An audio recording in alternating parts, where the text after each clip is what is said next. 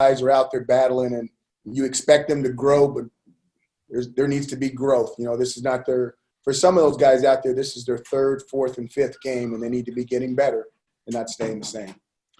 So one guy who's put in a tough spot right away is Cooper Lutz. He's your fifth or sixth running back, and we thought, shoot, you couldn't have asked for a whole lot more out of him for the situation that he was put in absent Sean Tucker today.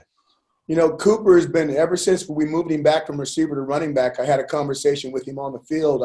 I just said, Coop, I'm really proud of the work you've been doing. You stood behind him in August. You stood behind him in September, and you could see he was getting it. He was making us go, you know what, we should have never moved him in the first place. We should have just played him at tailback. But I think the guy's got some natural ability, and I think he can really help us. I think wound up with 81 yards along of 18 on the day. When you are shorthanded, you can't have penalties and turnovers. How do they creep up?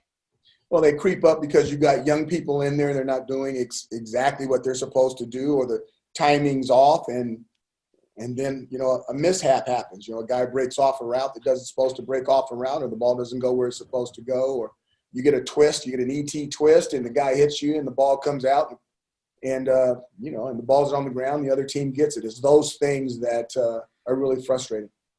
You elected to go with Jacobian Morgan for the last couple of series. He is able to take an 80-yard possession late in the game with some high percentage passes in there. How about an evaluation of what you saw out of him? I'm glad he didn't fumble the snap. I'm glad that it looked like he could throw the football. But again, I wouldn't put too much stock on that. That's the end of the game. We're running out the clock on ourselves, and those guys are giving him those throws. I'm pretty sure he didn't get blitzed. I'll go back and check the tape. But that's like throwing 7-on-7. That's not like a real football game.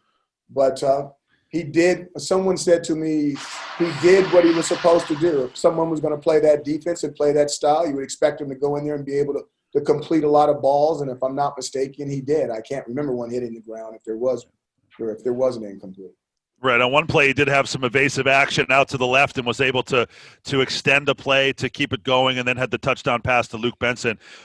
Coach, we'll just leave on this, and I know you don't want to get wheels turning and thinking about quarterback changes going to next week and all that, but I think fans that duck in on these games every week, they want reason to be optimistic and hopeful. What do you have in your mind about how far off that type of thing is, like a Jacobian? What's the gap, I guess, from where he is now to where he could come in and start developing for the last third of the season? But what you got to do is you've got to change, and you got to cut back, which makes yourself extremely simple, and you got to start weighing the positive versus the negatives, which that's all that stuff is down the road. Right now, I'm more concerned about certain things that didn't happen in that game, and meeting the challenge and having a letdown, and I'm not happy.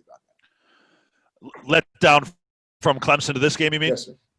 And you saw that Clemson had its hands full. Last check here, they took the lead late. Looks like they're just barely going to beat BC. So BC, right now it's 32-28. BC gave Clemson all they wanted today.